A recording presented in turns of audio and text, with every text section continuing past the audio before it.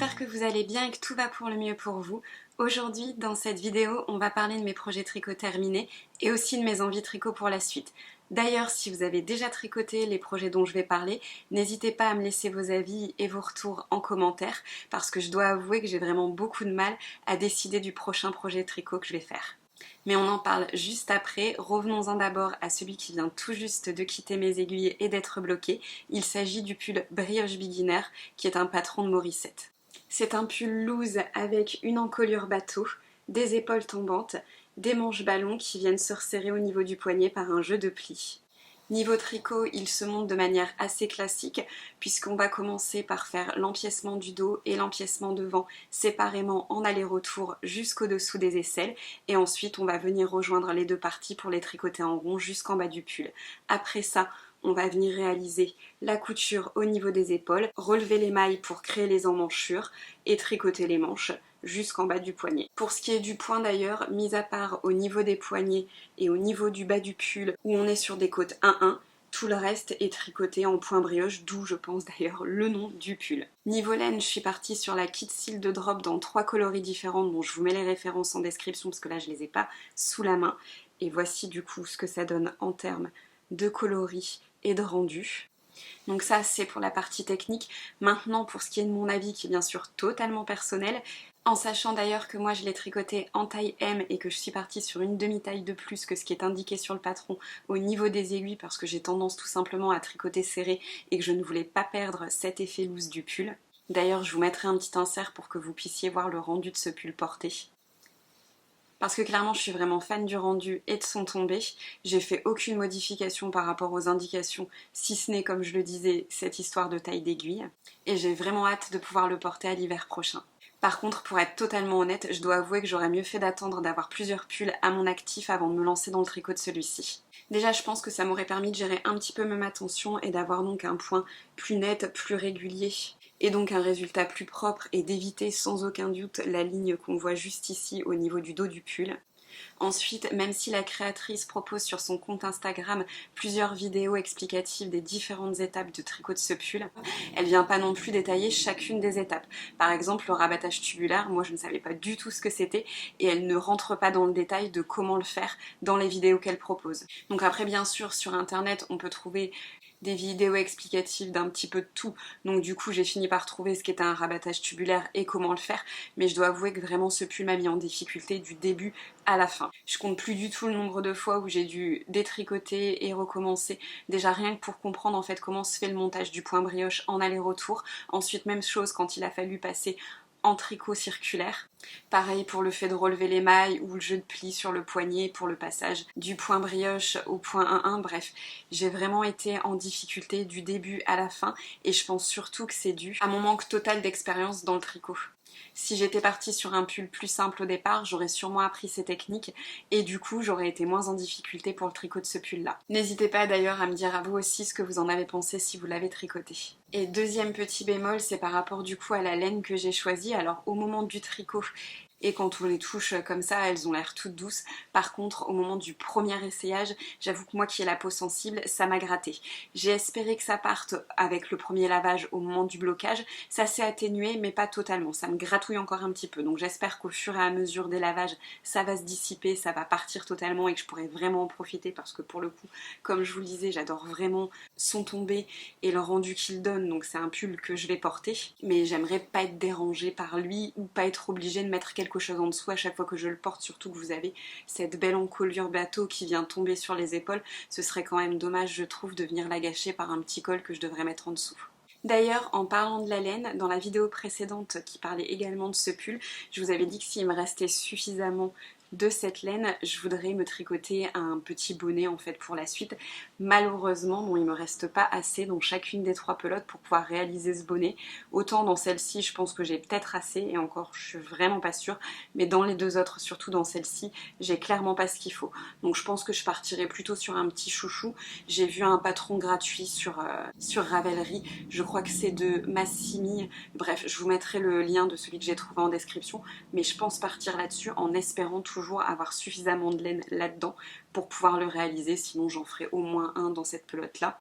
À voir, je vous dirai dans les prochaines vidéos si oui ou non j'ai réussi à faire quelque chose de ce qui me reste de ces pelotes. Voilà, je pense avoir fait le tour de ce que je pouvais dire par rapport à ce pull sans pour autant venir répéter ce que j'ai déjà dit dans la vidéo précédente, que je vous invite à aller regarder si vous ne l'avez pas vu pour avoir un peu plus de détails par rapport à ce pull.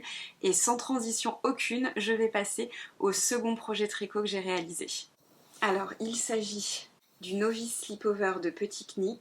Donc c'est un pull sans manches, réalisé en jersey, avec une finition en cotte 1-1 au niveau du col, au niveau des emmanchures et au niveau du bas du pull. Niveau tricot, on est sur un montage qui est assez appréciable puisqu'il n'y a vraiment aucune couture à réaliser. Même si j'avoue que c'est un peu déroutant au départ parce que du coup, on va commencer par réaliser le dos en partant du haut vers le bas, et ensuite une fois qu'on est arrivé au niveau du dessous des aisselles, on va laisser le tricot en attente pour revenir au niveau des épaules ici et réaliser en fait cette partie là du devant, donc les épaules ici et le montage du col. Et ensuite, une fois qu'on aura fait ça, on viendra tricoter en rond à partir de là jusqu'en bas du pull. Après, on viendra relever les mailles au niveau des emmanchures pour réaliser cette finition-ci des deux côtés, et même chose, après on viendra relever les mailles au niveau du col pour pouvoir réaliser cette finition-ci. Niveau laine, je l'ai acheté chez Lainely, qui est une petite boutique située à Gondecourt, pas très loin de chez moi.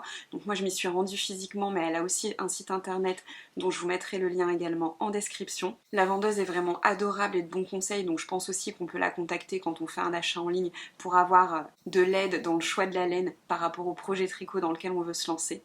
Et moi je dois avouer que comme Petit Loup était à Jeanne de Flandre à ce moment-là, le fait de pouvoir faire un crochet par la boutique avant d'aller récupérer ma grande à l'école, ça a été tip top. Mais bref, c'est pas le sujet, revenons-en à la laine. J'ai choisi du coup de partir sur un mélange alors entre de la Kid Silk, toujours de drop, dans ce coloris, alors c'est le numéro 14. J'avais pris 4 pelotes et là il m'en reste une du coup. Et je l'avais associée à la Mérinos extra fine de drop, alors là pour le coup il ne m'en reste plus aucune. Il me reste juste ça. Sur les 6 pelotes que j'avais pris, c'est le coloris vieux rose, mais même chose je vous mettrai en description. Et ce mélange donne exactement l'effet chiné que je voulais sur le pull. Alors je sais pas si vous le verrez bien à la caméra. Je vais vous mettre même chose, un insert pour que vous puissiez le voir porter et peut-être que du coup cet effet chiné se verra un petit peu plus sur l'insert que je vous mettrai. Mais en tout cas je trouve le résultat vraiment à l'image de ce que j'avais en tête. J'ai aucune déception sur le tricot de ce pull. Je suis assez ravie parce que là pour le coup au niveau du point, on voit que je suis plus régulière. Alors après je sais pas si c'est la laine qui donne cet effet là également, hein. Je pense que ça doit jouer aussi sur le rendu final. Pour la petite histoire, je me suis lancée dans le tricot de ce pull parce que Maddy Sue a proposé un cal en fait autour du tricot de ce pull. Et bon, comme je vous le disais, j'avais besoin de m'occuper les mains et l'esprit parce que Petit Loup était en réanimation à Jeanne de Flandre et j'avais pas le droit de l'approcher et de le prendre dans mes bras. Donc j'avais vraiment besoin de m'occuper. Et le pull brioche beginner, comme je vous l'ai expliqué, il m'a vraiment mise en difficulté à plusieurs moments, donc j'avais besoin de le laisser de côté. En tout cas, c'était pas le projet le mieux adapté au vu de la situation que j'étais en train de vivre. Par contre, comme j'avais besoin de m'occuper, ce pull-là m'a semblé un bon compromis, sachant qu'en plus, grâce au call qu'avait proposé Maddy Sue, il y avait aussi une discussion sur Discord à laquelle on avait accès qui permettait en fait d'avoir de l'aide d'autres tricoteuses si toutefois on en avait besoin à quelques moments que ce soit de notre tricot. Bref, maintenant pour ce qui est de mon avis, comme je vous le disais juste avant, j'ai vraiment adoré tricoter ce pull, j'ai rien à dire à ce niveau-là. En plus, j'ai appris une nouvelle technique grâce aux vidéos que la créatrice propose sur sa chaîne YouTube. Alors même si les vidéos ne sont pas en français, si on les regarde une première fois en faisant bien attention aux gestes qu'elle réalise et en mettant la traduction automatique en français, je trouve qu'on s'en sort très bien. Et du coup, par exemple, j'ai appris le rabattage qui se fait en même temps que la couture au niveau du col, et je trouve d'ailleurs que ça donne vraiment une belle finition au niveau de ce col. Quand on regarde à l'intérieur, c'est vraiment bien réalisé. Alors par contre, par rapport à ça, je mettrai quand même un petit point de vigilance parce que sur la discussion de Discord qu'on a eue, plusieurs tricoteuses ont été en difficulté après avoir réalisé ce geste pour pouvoir enfiler leur pull par la suite. J'avoue que j'ai pas été concernée, donc je pense qu'il faut vraiment faire ce point et ce rabattage en étant plutôt lâche au niveau du tricot et en ne serrant pas du tout, ce qui permet de garder en fait une certaine extensibilité et donc de pouvoir l'enfiler par la suite. Mais sinon, à part ça, j'ai pas vraiment vu, d'ailleurs sur la discussion Discord, de points sur lesquels les tricoteuses étaient vraiment gênées, dérangées ou embêtées. À chaque fois, comme je vous le disais, il y avait une vidéo à laquelle se rapporter sur la chaîne YouTube de la créatrice et je pense que ça a aidé chacune d'entre nous à vraiment bien réussir ce tricot, même pour celles qui comme moi débutaient. Et après, par rapport au rabattage tubulaire dont je parlais, d'ailleurs j'ai appris à le réaliser sur ce pull là en premier et là je me suis servi d'une vidéo de Liz Taylor, pareil je vous la mettrai en description, je trouve qu'elle est vraiment bien expliquée et que du coup grâce à ça on y arrive sans aucun problème parce qu'elle explique le début, comment on réussit à créer ce point au début et puis jusqu'à la fin ou comment on rabat les dernières mailles justement. Et ça c'est vraiment appréciable quand on débute parce qu'aucune étape n'est oubliée. Même chose que pour le brioche beginner, je l'ai tricoté en taille M avec une demi-taille d'aiguille de plus que ce qui est proposé dans le patron, toujours pour garder cet effet loose parce que je tricote vraiment serré et je le sais. Et d'ailleurs j'en ai eu la confirmation quand j'ai fait l'échantillon dans la taille d'aiguille qui était proposée dans le patron. J'avais quelque chose de plus petit que quand je l'ai réalisé avec la demi-taille d'aiguille en plus qui pour le coup était parfaite et au niveau du tombé. Grâce à ça j'ai vraiment quelque chose que j'apprécie quand je le porte. Bref, vous l'aurez compris, c'est un patron que j'ai vraiment apprécié au niveau du tricot et en plus au niveau du rendu il est exactement comme je le voulais. Moi en plus j'avais craqué sur les modèles Samuel que propose Cézanne qui sont exactement ce petit pull sans manche avec cet esprit chiné au niveau de la laine et je retrouve ça dans le pull que j'ai créé donc j'en suis ravie. Bref, je pense avoir dit ce que j'avais à dire par rapport à ce pull. N'hésitez pas si vous avez des questions, j'y répondrai et puis n'hésitez pas aussi à me laisser vos avis en commentaire si vous avez tricoté ce patron, ça nous permettra d'échanger, je trouve ça plutôt sympa à chaque fois. Et voilà du coup la partie tricot réalisée est déjà terminée puisque j'ai pour l'instant seulement 2 pulls à mon actif mais je trouve que c'est déjà plutôt pas mal. Du coup, on va passer à la partie envie tricot pour la suite. J'ai déjà un beau stock de laine, donc je vais vous présenter tout ça. Et comme je le disais au début de la vidéo, n'hésitez pas à me faire vos retours si vous avez déjà tricoté ces pulls-là. Ça m'aidera sûrement à me décider sur quel projet partir par la suite. J'avoue que j'ai envie de quelque chose de plutôt simple et de plutôt fluide. Mais même s'il y a quelques projets qui vont se distinguer des autres par rapport justement à l'aspect simple en lui-même du tricot, j'ai encore beaucoup de mal à me décider. Bref, je vais vous montrer tout ça, ce sera plus simple. Donc le premier pull sur lequel j'ai craqué et pour lequel j'ai déjà la laine, c'est le pull Scarlett de Petite Knit. Ce qui m'a fait craquer dans ce pull, c'est justement la simplicité du point et surtout cette ligne de maille qu'on voit en relief qui apporte un côté classe au pull à mes yeux. Le grand plus, c'est que j'ai déjà tricoté cette créatrice et que je sais que les explications en français, je vais les comprendre. Et puis je sais également qu'il y a les vidéos explicatives sur sa chaîne YouTube qui sont assez claires pour que je puisse m'y référer. Sinon, niveau laine, au début, j'avais vraiment envie de partir sur la même laine et la même coloris de laine que celle qui était proposée par la créatrice. Quand on voit son pull sur son site, il est vraiment tellement magnifique dans ce coloris-là que c'est un petit peu difficile de s'en détacher. Pour autant, je me suis dit qu'au vu de ma carnation, qui est je pense à l'opposé de la sienne, puisque j'ai certes le teint assez pâle, mais je suis quand même très très brune, je me suis dit que ça m'irait peut-être moins qu'à elle, donc je suis partie sur quelque chose qui est plus dans les couleurs que j'ai l'habitude de porter. Il s'agit du coup donc de la double Sunday de Sandness également, mais dans la coloris 42-36 Deep Wood, qui est un peu moins orangée que la 40-18 Scarlet Red qui est du coup utilisée par la créatrice du patron. Elle est un peu plus framboise je dirais. Et au niveau composition, donc on est sur un 100% mérino. Vu comme ça, je pense pas que ça gratte, mais même chose à voir une fois portée. D'ailleurs, si vous avez déjà tricoté cette laine, n'hésitez pas à me dire vos avis par rapport à ça en commentaire, ça m'intéresse. Voilà, donc ça c'est pour mon envie numéro 1. Ensuite, le second pull sur lequel j'ai craqué, alors je vais lire le nom et désolée d'avance pour ma prononciation parce que je ne suis pas du tout bilingue, mais il s'agit du pull sweater numéro 28 de My Favorite Things Knitwear, je crois que ça se dit comme ça, enfin je ne sais pas, dans tous les cas je vous mettrai le nom dans la barre d'infos. Ce sera beaucoup plus facile. Je suis tombée sur une publication, on le voit dans les tons marrons sur Instagram et j'ai flashé dessus. J'adore en fait les petits détails, le col cheminé, les épaules tombantes et le point qui est utilisé, c'est tout ce que j'aime pour être totalement transparente. Même si j'avoue que par contre lui, Après avoir tricoté le brioche beginner, je pense pas que ce sera le prochain sur lequel je vais me lancer parce que justement ce point demande, je pense, sûrement une certaine technicité que j'ai pas encore. Donc je vais, je pense, d'abord attendre d'avoir tricoté encore 2-3 pulls avant de me lancer sur celui-ci. Mais j'ai déjà la laine, donc je vais vous la montrer. Je suis partie sur la même qualité que celle proposée par la créatrice et que celle du coup tricotée par la personne dont j'ai vu la version marron sur Instagram sur laquelle j'ai flashé. D'ailleurs, pour la petite histoire, j'ai vraiment galéré à trouver l'une des deux laines.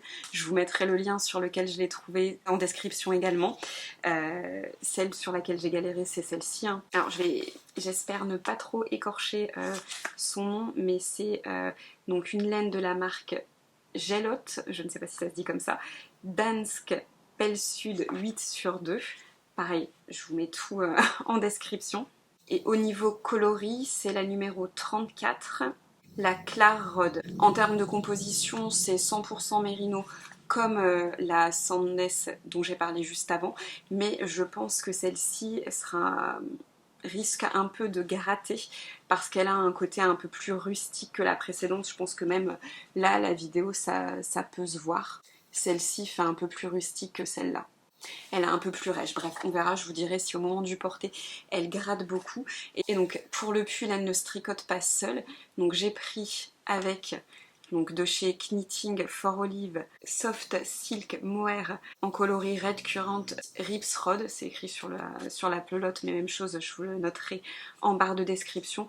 Donc, elle est un peu plus orangée, celle-ci, je dirais.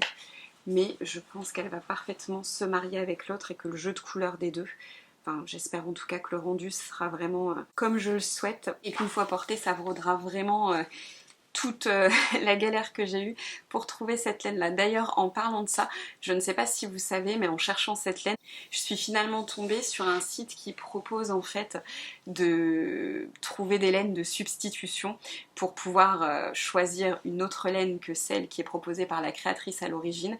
Alors il s'agit de mémoire du site YarnSub sur lequel justement on vous propose des équivalences. Alors soit vous pouvez partir sur la même matière mais dans une autre marque. D'ailleurs vous pouvez aussi choisir en fonction du prix de la laine ce que vous préférez. Pareil en fonction de la composition, si la laine qui est proposée dans le patron c'est justement du 100% mérino et que vous préférez partir sur du 100% coton, bah vous pouvez choisir justement cette particularité là et le site vous proposera une laine équivalente à celle d'origine mais avec les marqueurs que vous avez vous indiqués. Ou même une laine qui est à 80% identique à celle d'origine, mais qui vous permettra justement de la trouver dans votre pays si toutefois vous ne trouvez pas celle qui est proposée par la créatrice du patron.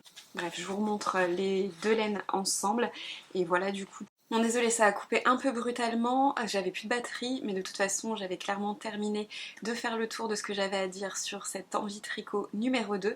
Je vais donc passer à la suivante. Alors je vous lis le nom du projet. Il s'agit du pull Electrine Sweaters de Colibri by Johanna.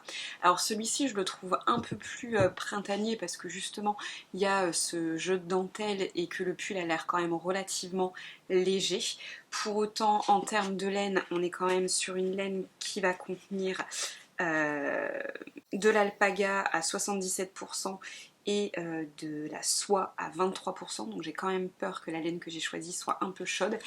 C'est celle-ci, je vous la montre à la caméra. Alors j'en ai parlé dans la vidéo que j'ai faite où on passe le week-end ensemble, que je vous invite à regarder si vous ne l'avez pas vue, parce que je suis allée pendant ce week-end faire un petit tour à Textile de la Marque à Roubaix et j'ai craqué sur cette autre laine dont la composition est relativement similaire puisqu'on est sur 75% de mohair et 25% de soie et je m'étais dit que finalement le pull je la ferais dans cette laine-ci.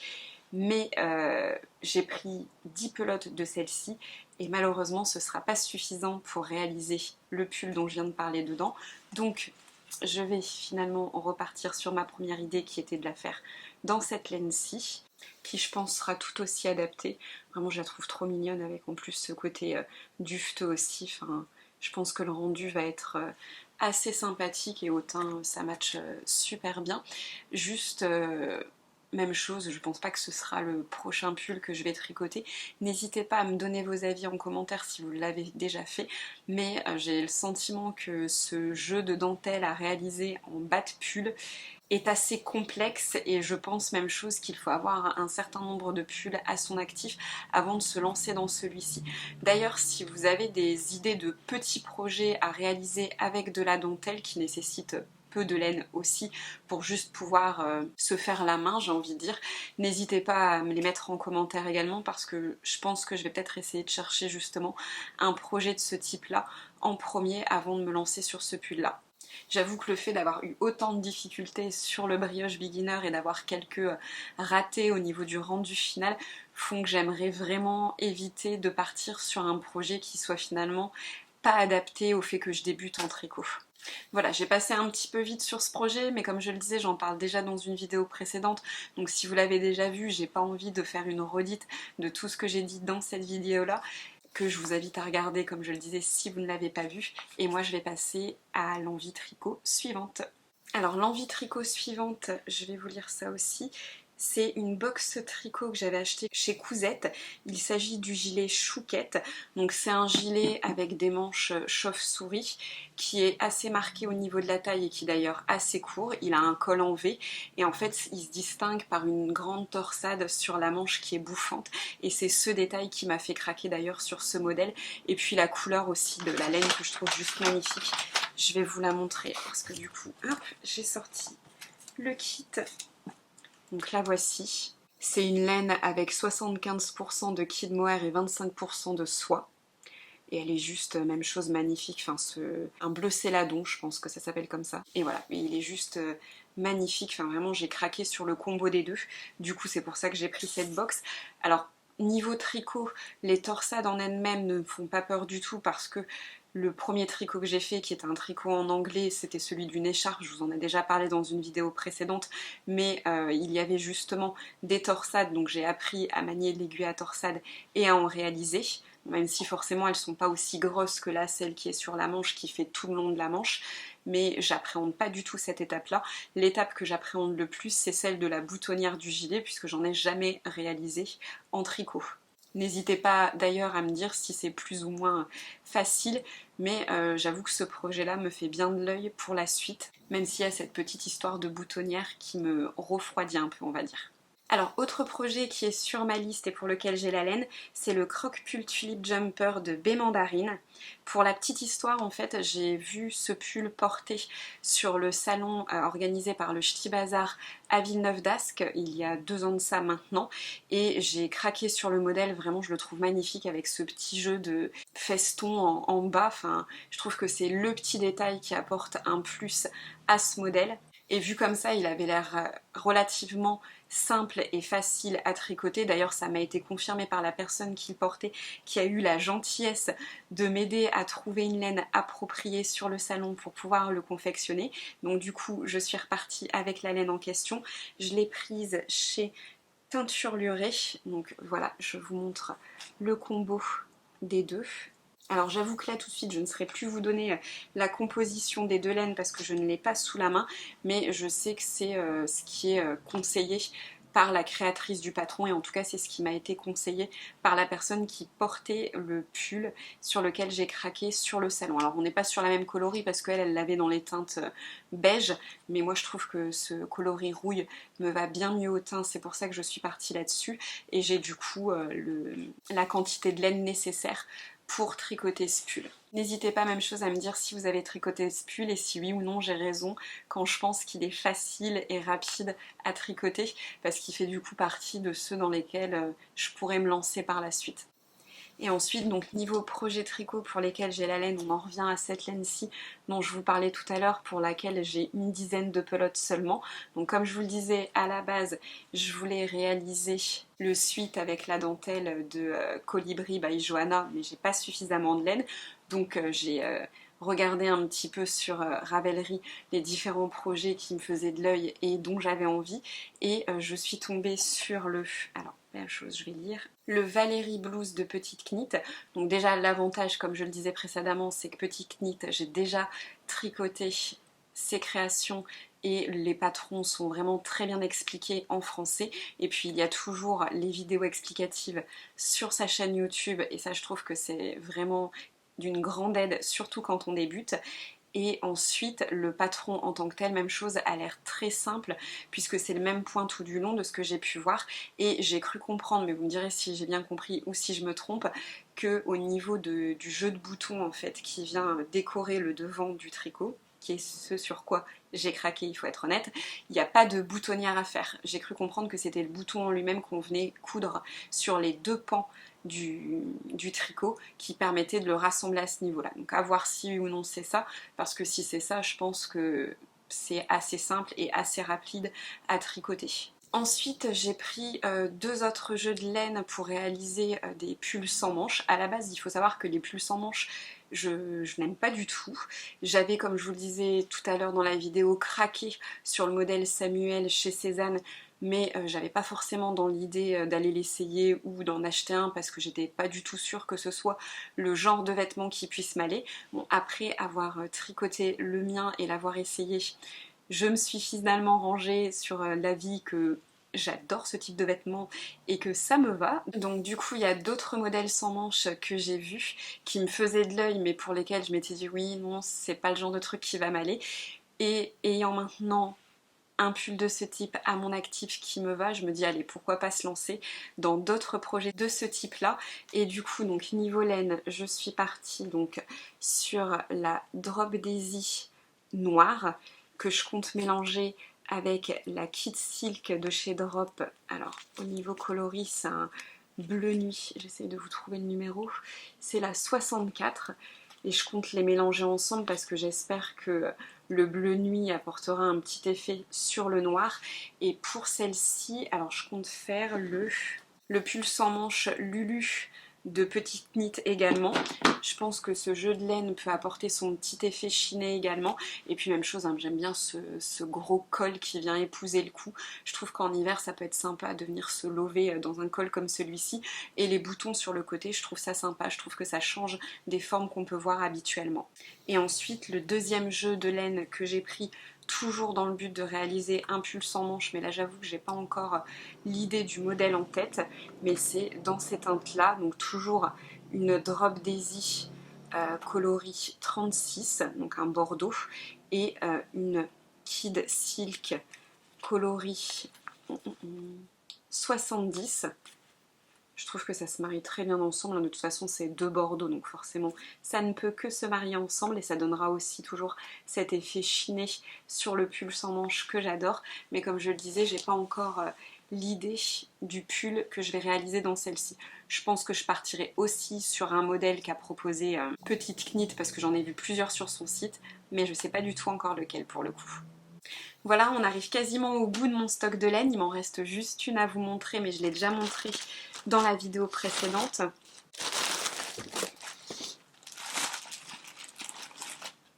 C'est la deuxième laine que j'ai achetée chez Textile de la marque, donc elle est assez dufteuse. Et j'ai craqué sur la coloris avec ces petites touches de blanc et de bordeaux, je trouve ça trop mignon. Mais alors pour celle-ci, je n'ai strictement aucune idée du projet à tricoter dedans. Comme je le disais dans la vidéo précédente, j'ai pris 10 pelotes. Elles font 50 grammes et 125 mètres environ pour les 50 grammes. Mais je ne sais pas du tout quel pull je peux tricoter là-dedans. Pour le coup, j'en ai strictement aucune idée. Donc si vous avez des idées à me souffler, je vous laisse me les mettre en commentaire. Et puis j'ai fait le tour de la laine que j'ai sous la main. Et après, en bonne tricoteuse qui se respecte, parce que je pense qu'on est tout un petit peu pareil, j'ai un panier aussi qui m'attend sur un site internet avec un jeu de pelote de laine parce que j'ai totalement craqué sur le jean cardigan de Colibri by Johanna également. Je trouve juste magnifique en fait les petites vagues avec la possibilité justement de partir sur différentes couleurs et je pense que ce genre de gilet avec un jean tout simple c'est la tenue parfaite à avoir. Du coup j'ai déjà mon panier qui m'attend sur un site, je vous mettrai un insert ici avec les différentes couleurs que j'ai choisies, mais en gros j'avais dans l'idée de partir sur un gris clair pour le fond et de jouer sur un jeu de couleurs. Alors j'ai choisi un vert sapin pour les rayures, un pétrole, un blanc, un lavande, un couleur orchidée magnolia. Bref, j'ai déjà l'idée en fait des coloris que je veux pour les vagues sur ce gilet, et en tout cas j'ai déjà aussi le rendu que ça pourrait donner en tête qui ne me lâche pas. Ça fait quelques semaines que ce panier est en attente sur le site internet et je pense que je vais finir par le valider, mais comme j'ai déjà un beau stock de laine, je patiente en me disant que peut-être l'idée va finir par s'estomper et par passer, mais je pense que ce n'est pas gagné. Je trouve que c'est déjà plutôt pas mal. Je vais m'arrêter là en espérant ne pas avoir d'autres envies qui viennent se greffer entre temps sur ma liste, parce que mine de rien, tricoter c'est comme coudre, ça demande du temps, et je suppose que là aussi on est toutes pareilles, on en manque toujours un peu. D'ailleurs, je vous remercie du temps que vous m'avez accordé. J'espère que vous avez passé un agréable moment en ma compagnie, tout comme ce fut le cas pour moi. Comme toujours, n'hésitez pas à liker, à commenter et à vous abonner. Et si vous avez envie de soutenir mon contenu, j'ai ouvert une page Ko-fi, je vous mets le lien en description. Aucune obligation bien sûr, mais comme toujours, ça me touche vraiment. Et puis sur ce, moi je vous dis à bientôt, je vous souhaite une belle fin de journée. Des bisous. Ciao.